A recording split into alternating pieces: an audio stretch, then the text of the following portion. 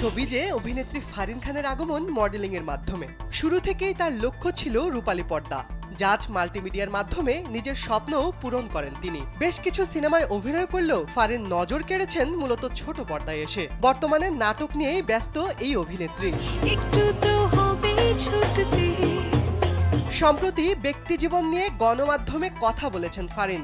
প্রেম নিয়ে খোলামেলাভাবে কথা বলেছেন তিনি। জীবনে প্রেমের প্রস্তাব পাওয়ার বিষয়ে অভিনেত্রী হেসে বলেন, আর বলবেন না, আমার কপালটাই এমন। সাভারে জন্ম, সেখানেই বেড়ে ওঠা। একটা সময় পুরো সাভারই লেগে গেল আমার পেছনে।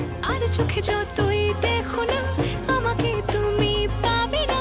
250-টিরও বেশি ডিজাইন অপশন নিয়ে ওয়ালটন স্মার্ট ফ্রিজ, বোঝে আপনার প্রয়োজন।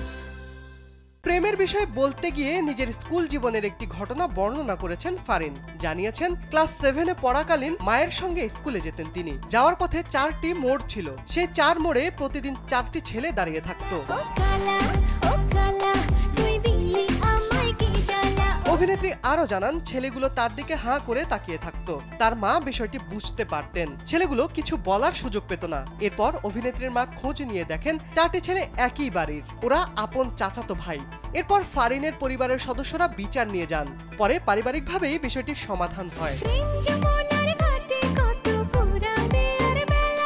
বর্তমানে কোনো প্রেমের সম্পর্কে আছেন কিনা এমন প্রশ্নের উত্তরে ফারিন বলেন, কাজ করেই কুল পাই না, আবার প্রেম করব কখন? সত্যি বলছি, আমি প্রেম করি না, করলে খোলামেলা জানিয়ে দিতাম। এটা নিয়ে লুকোচুরির কি আছে? অভিনেত্রী আরো বলেন, অনেকে দেখবেন প্রেম করলেও বলেন, ওমা আমি তো প্রেম করিনি। আবার দেখবেন দুদিন পরে বাগদান সেরে ফেলেছেন। আমি এ ধরনের মানুষ নই। শিবলি আহমেদ, কালবেলা।